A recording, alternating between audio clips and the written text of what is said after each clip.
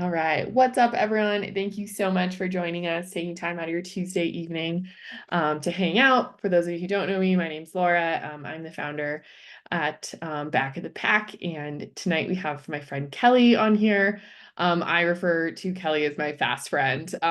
She's the one that when I need to do speed intervals, I call and I chase her up the hill.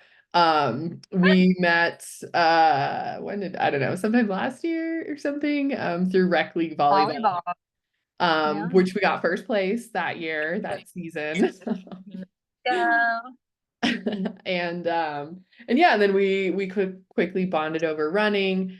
So we've done a lot of like training runs around town together, and then she ran the Jemez 50K that I did in May.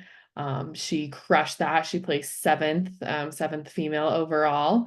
And that was for her just kind of a training run for a 50 miler that she did almost a month ago now, which is crazy. Early June, I guess like 3 weeks Yeah. ago, in Malibu. So today she's going to just chat with us a little bit about her running story.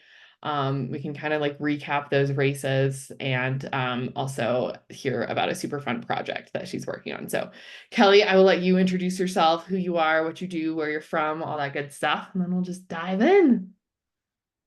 Sounds good. Yeah. Well, I'm super excited that Laura she just asked me to come talk about my running journey. I think ultra running and running in general is just a very special relationship that people get to develop. And so I'm pumped to talk about mine. But yeah, my name is Kellie Wolff. I am originally from Utah. And now I live in Western Colorado. And I mean, just the opportunities to play out here are endless. And so I love the people I get to meet, good people like Laura. I love the trails I get to explore. And running is probably my favorite way of doing that. There's just the farther I'm able to go, the more I get to see, and there's so much to see out here. Um, but yeah, my normal life is I work at a golf course and I do everything outside but golf. So I get to take people on hiking trips. I get to take them on horseback rides, ATVs. So um, I feel like I'm living my best life right now. So yeah, just the summer's here, so I get to play outside a lot and taking a break from racing for the summer because my job is a little more busy. But yeah, I just wrapped up racing this spring and don't have any until the fall. Yeah, like late fall. So I'll probably ramp up a little later there. But yeah, this was my first like big racing season. I've never done as many races as I've done this year. So but I've learned that I love it. So yeah, doing Jemez with Laura in Los Alamos it was a trip. It was something special. So That one will definitely go down in the history books. Um, mhm. so do you like how did you get started running? Like what was the catalyst there, or the inspiration or Yeah, I think so for me, I grew up playing sports. I played volleyball, basketball, and soccer. And I just remember in high school, I never went running more than 2 miles. And I always thought 2 miles was just the longest thing in the world. And sometimes it really is still. Um, but I just always turned to running whenever I was having like a hard day. I needed to go process something. Um, I specifically remember after one volleyball game, I just played really badly and I didn't know what to do with my thoughts. So I went for a run afterwards and afterwards I felt some peace. Um so that kind of started it, but then I really got into running in college. I signed up for my first half marathon. I wanted to figure out a way to be healthy and move my body aside from sports. So yeah, college was when it first started and I had to take a break for a while, and which I'll probably get to in a little bit, explaining why. But I took a break for a couple of years, and then I really started running again in 2022 is when I decided I wanted to run my first ultra.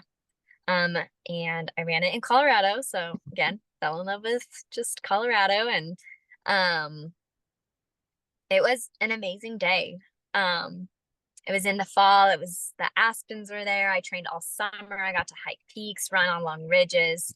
I mean, it was just a blast to work towards. And that's when I fell in love with ultra running. And kind of backing up a little bit, like during the pandemic when there was nothing else to do, I just started exploring and loved figuring out where trails went, and figured out that if I run, like, yeah, I can get to this trail and this trail. And um, yeah, so over the years, my love for running has developed. And um, back when I first started ultra running, it was more about doing the thing, getting the goal, saying I can put this on my bucket list, my resume. Um, and then it's transformed over the last year or so of I, this is a place I really feel most like myself. And so um, that's why I chose to run a 50-mile race, just to see how I would do and to see who I become and who I am with it. Um, and so it was really sweet. Like, what a lot of the runs weren't as epic as 2 years ago, but they were just as formative as the Mhm. adventure. Just due to the character and the resilience and endurance I got to demonstrate. So Mhm. it's a bit of Yeah. how the story got started.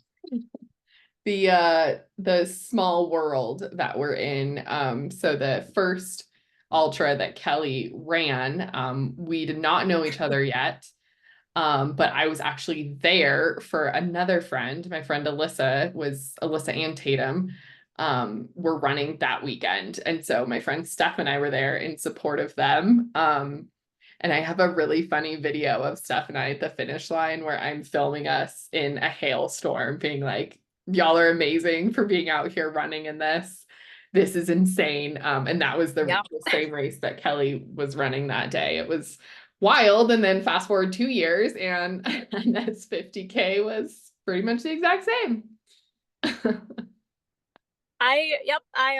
When it comes to weather and racing, weather is now just weather. It is I don't know if I've had a really ideal race weather. Although Hmm. Malibu was kind of nice. It was Yeah. foggy, but it was perfect for running. But yeah, Hmm. running in hailstorms, not my favorite, but Yeah. it's a thing. Um, this is actually really funny. This is going to be a really wild, like full circle moment. Connie, who's hopping on right now, was volunteering at that race that you ran. And that was actually the first time I ever met Connie, was standing in the finish line at that hailstorm while Alyssa Ah, and Tatum finished. So Connie, right before you hopped on, Kellie was saying that her hey, first Connie. ultra that she ever ran was that 2022 CB Ultra. That was just horrendous. No, that was horrible. Loved it. Yeah, I saw the big cloud of white coming towards me, and it just was like, wow, Oh, this is gonna be a tough. I think it was nine. I think I had 9 miles left at that point, and oh my gosh. Good it was job. nuts. Yeah. Yeah, that was a tough day. So kudos to you. So Danny asks, how do you get yourself to get outside for training during bad weather? Mm-hmm. That's a great question. I really believe that just getting started is just the half of it. Is not, I don't listen to what I'm feeling. I don't listen to what is ideal. I think running in unideal situations is one of the best things you can do for building your resilience. Um, Mhm. Whether that's rain, hail, extreme cold, extreme heat, just being prepared for those things. So having the right layers, making sure you're staying dry, um, being hydrated, like just yeah, really trying to do my best to be prepared, and then just getting started. If it Mhm. really turns out to be a shit show or just the worst thing, can always it could stop. But I know that once I get started in something like that, or even um with something I know is going to challenge me, whether it's I'm going for speed or vertical gain, just getting started is really kind of my go-to, like not listening to the feelings, but just going for it. Mm-hmm. Yeah, for sure. And then Candy, one strategy that one thing I like to tell myself is the weather might be like this on race day. As evidenced by Kellie's first ultra, my first ultra, both horrendous conditions. And I did have a couple training days, and as I'm sure you did too, leading up to Jemez, like that were just horrendous. And really like training in those conditions helps that race day.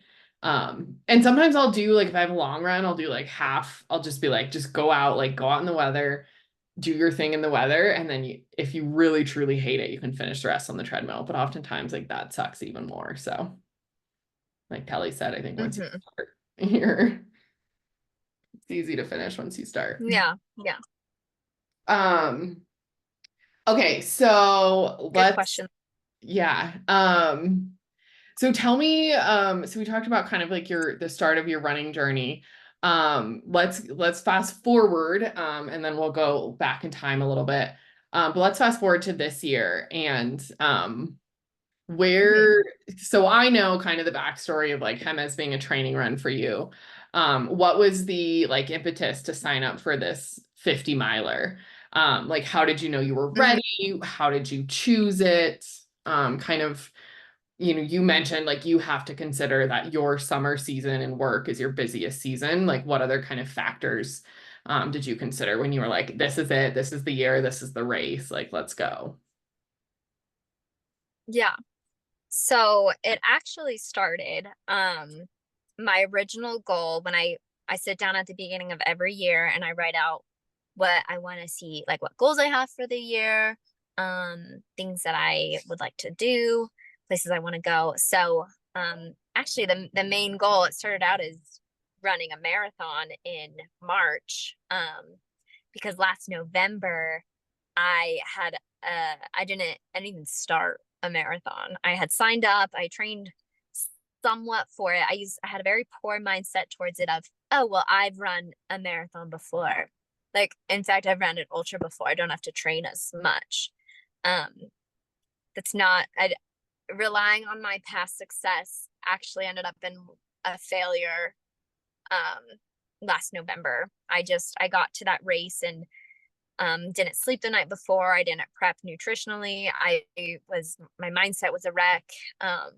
And I walked away from that race. And while I believe that was a really great decision for me and my well-being in the moment,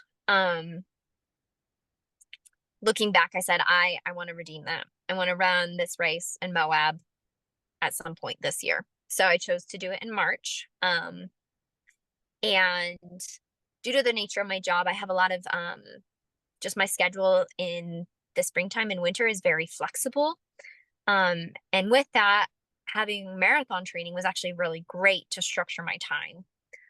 So I started working towards the goal. I set up a training schedule for myself again and focused on that goal. And when it came to marathon time, it was awesome. I did a trail I'd never done before in the middle of Moab. My parents were there cheering me on and like throwing snacks at me, and is over Easter weekend, and it gave me so much confidence. Like, I can do this again. It takes preparation and work, of course, and I'm glad I put it in. And then I looked ahead and said, okay, that felt really awesome. I'd love to try a little bit more. And then I was just like, well, why not a 50 miler? And I feel like whenever I look at a goal, I'm like, well, that's cool. Let's just add some more. And it gets me into trouble sometimes, but I also just considered like, when else am I going to have this sort of time on my hands? I don't know if I'll have this job next year. Like, so I took advantage of the time that I had and said I would like to try doing 50 miles. And I'm really glad I did. That was one of my favorite runs I've ever done. I learned a lot about myself, and yeah, so set the goal June 8th. The trail was 15 minutes from my sister in California, and just seemed a perfect time to go see family and friends, and it was around my birthday, and so it was just the perfect race to do. And then made my training plan. And when Laura asked me if I wanted to do Jemez, and I was like, well, that's the perfect weekend. I need to run a 50K anyway. So might as well just do it. Make it a training run. And again, really glad just a training run. I did learn a lot of what not to do on that run. Yeah. Don't run into trees with your head. Make sure you poop the day before and the day of. So I didn't do as well as I'd hoped, just due to I hit my head on a tree and had a concussion for about half of that race. And then so I learned a lot of what not to do. But it again, like being in a race setting before my big race, before my A race, was really great to just see how my mindset was in a race setting, see where like my downfalls were, like when my mental blocks came up, test my nutrition strategy. So yeah, like my race season was just so fun. Just absolutely, I would do it again. I probably will, but that'll be for next time. Yeah. Yeah, Charlotte and Danny are both, Charlotte's training for a half marathon right now. And Danny's training for that 50K I mentioned, and they both have some training races on the horizon to figure out those, all that race day nerve stuff. So I think that's a great strategy. And then the next day after Jemez, you had to run on the way home because you were still training. Yeah, doing that recovery run the next day was and it was also hot when I did it by the river, so it was a little rough, but again, it's like, even though I definitely didn't want to do it, especially when Laura was in, like, I did my thing, like I'm recovering, and that's with my mom. It was that, okay, I'm just gonna get started on this run, let's see, like we'll just see where it goes. And I was able to get it done. That was great. Awesome. And audience, at any point if you have questions, feel free to unmute yourself and ask or drop them in the chat. Otherwise we'll just kind of keep on rolling here. What was your favorite part about your 50 miler? Two parts. The actual run itself, I loved the hills. I learned that the profile of this map or this trail was an out and back. So there were 2 up and downs, so 2 hills and then a big up, and then you turn back down. And I learned that I can crush an uphill. Like I loved the just gradual climb. And it was fun to see how my training paid off, see how I've improved over the years of just being able to run up. And I got to pass a lot of people on that part. So I was like, this is great. But then a lot of them passed me on the downhill, which is kind of a bummer. But no, I loved running uphill, and I'd never been to Malibu, and so running in a new area was really sweet. The flowers were out. Finishing by seeing the ocean again. We don't have one in Colorado, so it was just, the views were incredible. So that's what I loved about the run itself. And then another part was just my crew that came. My sister and her family, 2 of my best friends, my friend who's doing my film, they were all out there and made all these signs just at the finish line. And since it was my birthday, they had like a birthday crown, birthday glasses, and it was a wonderful way to end. I've had races where I end and no one's there, or I just miss them. It's just so sweet. Like it really is, like trail running is a team sport. Like it's just so much sweeter with people. So those were my 2 favorite parts of my 50 miler. That's awesome. Yeah. It's always really special to share like those moments with people, and like kind of that culmination of all of your hard work. So you mentioned that you have another race this fall. Can you tell us a little bit about that? Yeah. So, again, what's been really sweet about my training season is finding people who also like running and where I live, and people who have not loved running previously. So I signed up with one of my good friends to do a marathon in October. Yeah, so it'll be in the West Elks area, and it's all up one way and then all down. And so that will be fun to kind of just keep a running goal for the end of the season, and not do what I did last year with Moab. And then I have motivation though, because I'm pacing someone for the first time in his 100-mile race. So he's never had a pacer. I've never paced before. And so that will be, he's running, yeah, the Run Rabbit 100 in Steamboat. And, you know, people get pacers after a certain distance to be able to keep them on track, keep their head kind of sane, make sure that they're being safe and doing well. So I'll join him for mile 50 to 70. And I'm just really excited to partner with someone in their running goals. Like, this friend is an incredible runner, and he did several training runs with me, and just huge encouragement. So I'm stoked that I get to choose to be a part of his story and choose to partner with him. So those are the two races I have planned.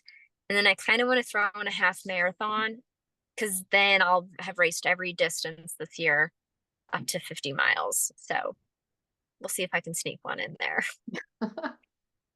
That's awesome. That's super fun. Yeah. Yeah, that's really fun to be a pacer. I think that will be so fun. Yeah. Do you know, like, roughly based on like his time, like, is this gonna be like 50 to 70? Like, is this gonna be through the middle of the night? I'm thinking it'll be in the evening. Like, if it takes him about, like 10, 12 hours, that's hitting around like anywhere from 3 to 5 p.m. Mm-hmm. And then we'll run for another 4 or 5 hours. So yeah, it'll be an evening run. So I need to get trained up on that, get trained up on running hills in the evening. But yeah, I think it's because it's not my main goal. Like, I want to do well for him. I want to show up and be my best for my friend. So yeah, for sure. Yeah, that's like a huge honor and a huge responsibility, also keeping them safe. And are you going to be a first pacer then?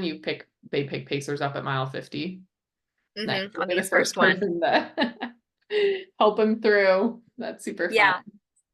fun. We're very different, so I think he might be annoyed by some of my questions, but I'll just keep him entertained.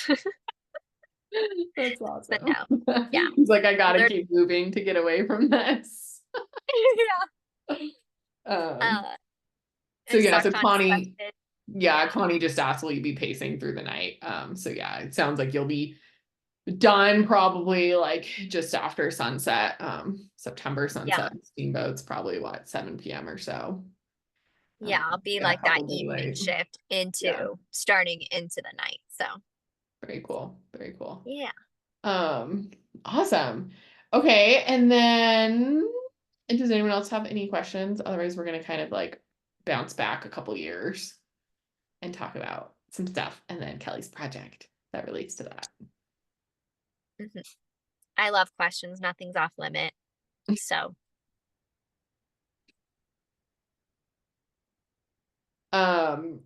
yeah, sorry. Kellie, you mentioned something about a film. You just kind of like slipped it into your conversation. Is that the project? Yes. Okay. All right. Awesome. Okay. Yeah. The project. Yeah, let's talk. Oh, actually, no, before we do that, I also want to highlight that not only have you done this year, but you also ran a self-supported 40 miler. Yeah. Like, oh yeah, about that. I just think that that's so cool. I know, obviously we live near each other and I know that route, but if you just want to say a couple sentences about like, what was it like organizing and thinking through the logistics of a self-supported remote 40-mile trail training run? a week after you did Jemez, right? Yeah. Yes. So a couple things into deciding to do the 40 mile. It was, according to my training plan, it wasn't necessary. But just for my own mental and physical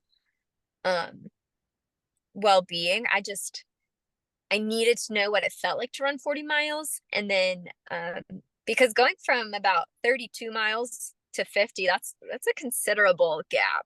It's 30K. So yeah, it's thinking about, finishing Jemez and being like, all right, another 18 miles, let's do it. Like that, it was nice to break it up to 40 and then say, okay, not only, but 10 more miles is a bit more bite-sized than 18. And this was a route I had been wanting to do for a while. So again, it was when I sat down at the beginning of the year, this route was on my list. It was a loop, and so it was a chance for me to explore and just test everything out. So that was the motivation behind it. And then it is pretty remote. There was some trail finding, so the logistics of it was, having a map, being prepared to be out for maybe longer than I thought.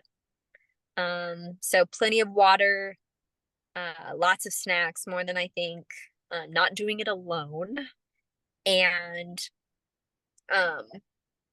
having like a small first aid kit or something like that, like just being prepared to be out there longer. And if something goes wrong, like having a backup plan. And I brought like my filtration system, actually Laura's filtration system, borrowed your water bottle. It probably saved my life. So thank you. Welcome. There was a point where we ran out of what we called regular water. We were just sick of tailwind, sick of electrolytes, and we just wanted normal, regular water. And so that was really nice. Yeah. But no, that was an adventure. And yeah, self-supporting a long run, just over preparing in ways, and then not doing it alone, and having the route. So yeah, but it's totally doable, very fun too. Yeah, super awesome. And for you also, it was like, so this is a desert route, and so you were kind of remember we were talking about it, and you were kind of like, it's now or like not, because it is such a long route through the desert, and you were trained. But you knew that you would kind of be tapering out after the 50 miler. And so, totally. it was kind of weather-wise the last chance. With not getting too hot. And then I most likely will not be running 40 miles this fall. So the timing was now or never. I'm just real quick gonna pause. And if people have questions, you can drop them in the chat. I just want to put a link to that, filter in the chat so people know, because it has also saved my life a lot. So it is this, and it does prevent from carrying pounds, like more weight and water than you need, so it's very helpful. So if you know that you are going to have water available to you, like in a creek, along like a long run route, this is super awesome. There's other companies that make them. I just happen to have a Solomon pack, so I have the Solomon bottles, and then the Solomon filter, and it just replaces the top on one of your soft flasks. I personally don't like drinking electrolytes through it because I feel like it filters that out. But I will do is fill up my flask and then squeeze it into another bottle.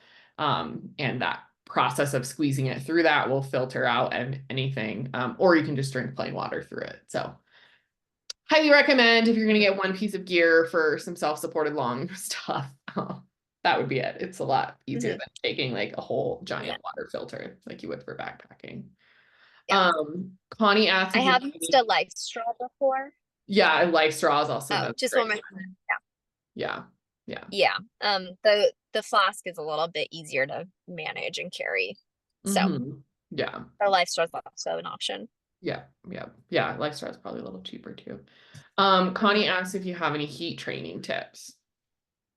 Yes, I just have a few. So I start hydrating a minimum of 2 days before. So I really up my electrolytes, my salt, so that I'm going in already hydrated and not at a deficit. I wear cool, like, light colors. I and just like covering up skin, even with very light layers, just so it's protecting your skin, and then also trying to keep you cool. So arm sleeves are a good idea, sun hoodies, and then just if you're by a creek, like every time you pass, just dip your hat in, like find a bandana or something like that, like just stay cool, especially if water available, and then pre-hydrating. Yep. Yeah, and just recognize that your pace might be slower. That's just like your plasma blood volume decreases, and so your heart has to work harder, and you just have to maybe run slower or take walk breaks as you adapt. Yeah, and I would say if you know your race is going to be hot, I would do like shorter runs in the middle of the day just to get a feel for what that heat will feel like, just so it's not a complete shock to your system. Yeah, for sure. Definitely like start heat training earlier. And I mean, for me, I hate the heat. Like I absolutely hate it. So I try and run early, but then I'm like, I would probably like the heat better if I started running later and got more adapted.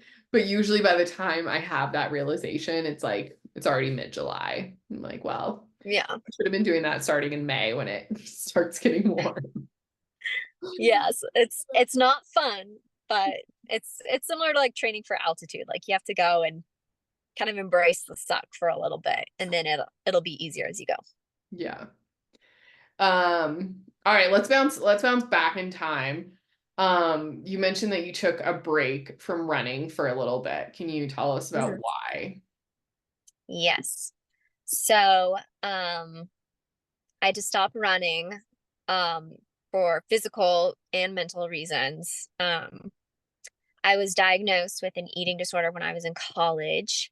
Um, and I saw a cardiologist, and he said that I had to stop moving. I couldn't move for more than 5 minutes at a time, because my heart was so compromised. The heart's a muscle, so I wasn't feeding myself, I wasn't taking care of myself, and due to that, my heart muscle, it couldn't keep up with what I was doing. I won't talk too specific about behaviors or things like that, but I just was in this constant, I'm not enough, I'm not doing enough. And I was always pushing myself further and faster. And I avoided a lot of what was going on inside in college, the fear of not knowing who I was, what I was doing with my life, the need to please people, the need to find comfort in something. I chose running a lot, and physical movement, and I essentially ran myself into the ground. And if I would have kept going, I probably would have ran myself to death, honestly. Like it was pushing without the right motivation and the right intention. And yeah, it got to the point where my heart couldn't keep up with what I was doing. So and this was my senior year of college, so 2018, 6 years ago. And I decided I needed help. I paused my last semester of college, and I went back home to Utah. And I underwent treatment for 10 weeks. So I didn't do residential. I decided that wasn't the best route for me, but I did go 5 days a week, 8 hours a day.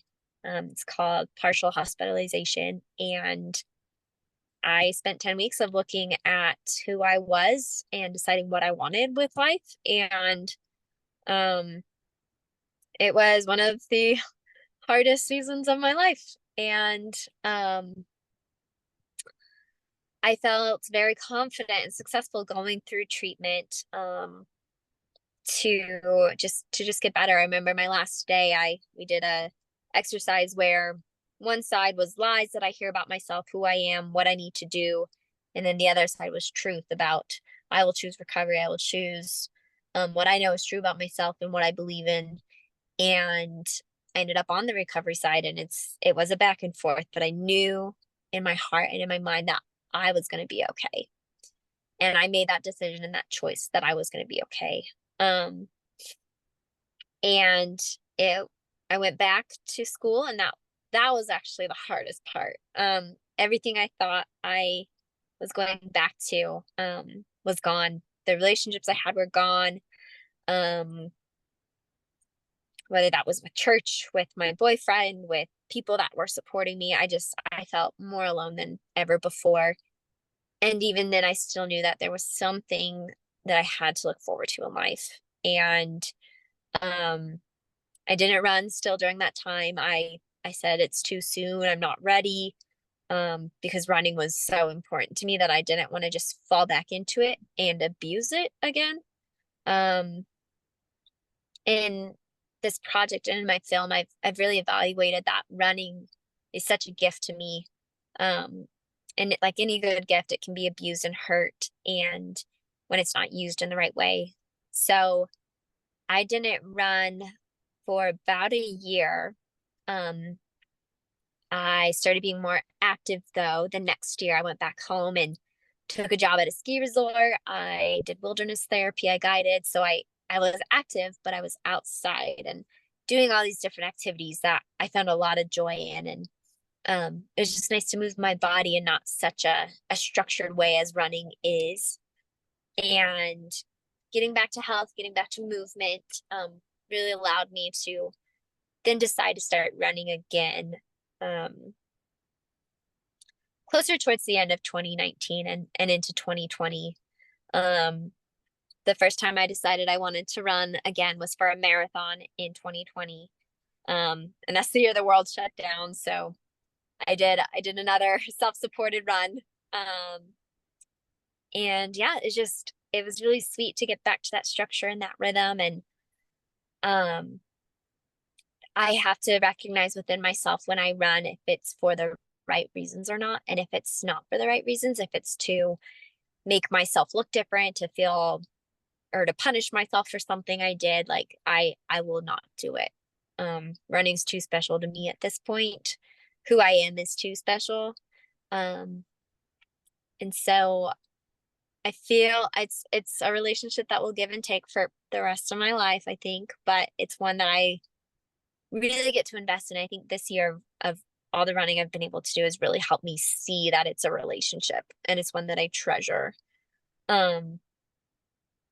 It goes back to, my high school days where if I was struggling with something, I would go run. It's my safe space. It's where I get to be myself. I get to know my body, my mind through running, especially long distance. If I'm doing a long trail by myself, there's no one else but me. No one else can run for me but me. I don't have any equipment to help me run better, faster. It really is me. So I've gotten to know myself a lot through running, and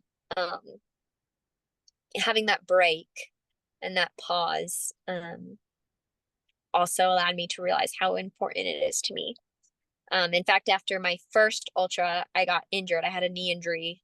I was not strength training as much as I should have. So I got injured and I had to take a break for another 3 months. And I just remember the first time I got to run after taking a break, it was just one of the best feelings. I'm like, wow, this is what I love. This movement, the rhythmic pattern of my feet hitting the ground, hearing my breath. It's just something I really treasure. And so, taking a break was hard, really, really hard, but I would not be who I am. I would not do the things I do if it weren't for coming to the end of my rope, coming to the end of myself, and realizing that my patterns of life were going to destroy me, and they did. And I wouldn't take back those memories for anything. I wouldn't be in Colorado if it weren't for that. I wouldn't know the people I know. I wouldn't know Laura. I wouldn't be running up and down mountains. I wouldn't I wouldn't be where I am without it. So, yeah. And that is what my project is about. I decided with all the miles I was going to run this year that it had to be something bigger than just me. It had to be a bigger story. And just kind of brainstorming about what would be good or fun too, is like, oh, let's make a documentary. Let's make a film about it. I've also secretly really wanted to be a movie star ever since I was a kid. I think I'm dramatic enough at times for it. But I'm a middle child, so I like to make myself known. um, but yeah, my friend who's doing the film, she does beautiful work, and I am really excited. And I did some writing for it, and really just got to, again, just see my patterns, to get to know my heart and my mind a little bit more. And kind of at a stopping point with it right now, or a pause, while my summer season is going on. But yeah, it's kind of like it's a mystery to me at times at what's going to unfold. And the way that the running and the writing has correlated is phenomenal. So yeah, that's the project I'm working on. It's my story of running and what it's like to run with an eating disorder past,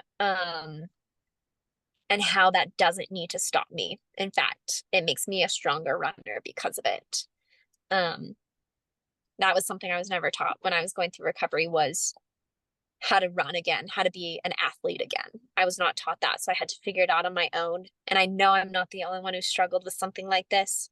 So that's why I want my story to be told, so other people can find hope and encouragement that their past does not define their future, and that they can step into who they want to be and who they are meant to be. So stay tuned for whenever that comes out. But yes. Yeah, thank you for sharing your story. Of course. Yeah, it's a really powerful story, and I think that I mean, it's something that I think a lot of people have dealt with or are dealing with, and that is still just like not really talked about a lot. I've known like a couple like professional athletes have kind of talked about it a little bit, but I think by and large, like, it's not something that we really hear about a whole lot, because people do want to like kind of hide that, or not share those hard parts about themselves. And so Totally. kudos to you for having the bravery to share that. I think it's really powerful, and it's going to be such a cool documentary. I'm so excited. What is like the filming, like, what has it been like to have a little mini crew following you around at these races? Besides feeling like you're I feel a little and I'm like, oh, here's my close-up, everyone. You ready? No, I feel a little silly at times. I kind of feel like, oh, what's the word? I kind of feel like an influencer at times, where people, because I've seen influencers like be filming all their stuff. I'm like, oh, it's not quite what I'm trying to do, but I want to capture what's going on, and the process of the races. And yeah, so it feels a little silly, but it's really fun to like look up and see Taya and Kiowa there with like their cameras, or like go out the day before and see the trail. And I mean, she's just so creative, and so like having her ask me questions, having her be like, oh wait, do that again with a film, like it just sparks my interest. I'm very curious to see how it turns out. But yeah, it's definitely a different field for me, different project. Yeah. I know. I loved that Kelly and I shared a hotel room in New Mexico for our race, and she had to like get back in bed, and like we like turned the lights out and set her alarm. And, like, that was great. Yeah. She's like, I gotta capture you getting up. But I can see it. Like I've watched enough like running outdoorsy documentaries that like I can see that scene of the alarm going off and the person getting out of bed and like making their coffee. Like that's a very important element in the story. So I love that she like made you do that. But yes. yeah, Yeah. Does anyone have any questions? We have I mean, we'll wrap it up if not, but otherwise we have a couple more minutes if people, after hearing more about Kellie's story and her project, if you have any questions or comments.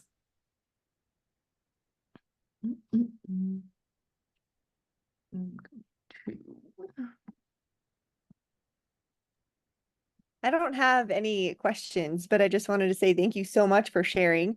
I'm really excited to see the video, but even just the fact that this is something that you're doing, I think it's so important. And like you said, you're not the only one who has gone through something like this, and like learning how to run after an eating disorder, I think is amazing, and learning how to be an athlete and take care of yourself in a healthy way and then just the best that you can. I think it's pretty sweet, and I think it'll be really amazing and life-giving to a lot of people, and it's definitely a need out there. And so I just wanted to thank you for being willing to share that, because it's hard too to share those moments sometimes. We don't like to talk about those things, but it's pretty, yeah, pretty awesome you're willing to. And then hopefully that also just ripples through and other people will find, little things that will help them too. So thank you. Thank you. I love that encouragement. Yeah. Yeah, I'll keep Laura updated on when that comes out and what it looks like. But no, I'm excited. So thank you for that encouragement. Awesome. I did put a link here. Kellie's got a GoFundMe that is fully supporting her film crew. Obviously making, documentaries. This is, I think when we had talked, you're thinking that there'll be like a film fest documentary, not just like something that gets thrown up on YouTube. So it's going to be very high quality, very artistic, very well done. Something that you'll see in like Banff Film Festival or Telluride Film Festival or something like that. And so that all of that money will support her film crew in making that. If you're able to make a donation, we'd really appreciate it.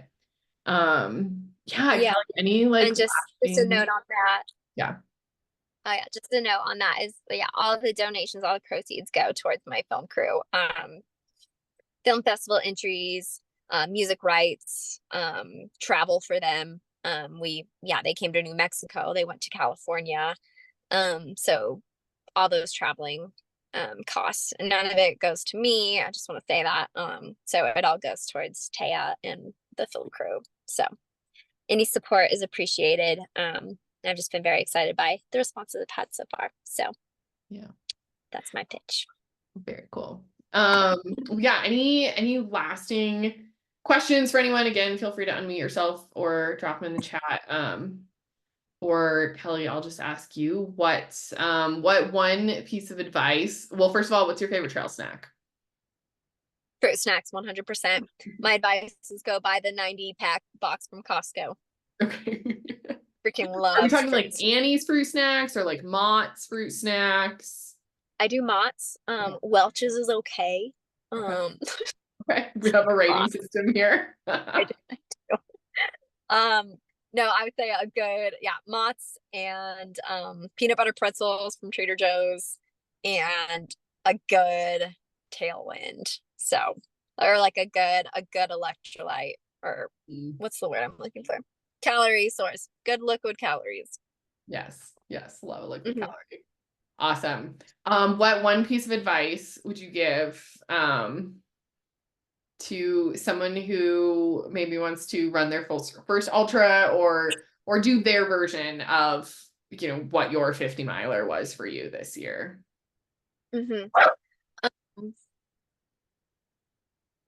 I mean, kind of the way I live my life is like, well, why not? Like, why not just try it? Say you do it and it's not everything you hoped for.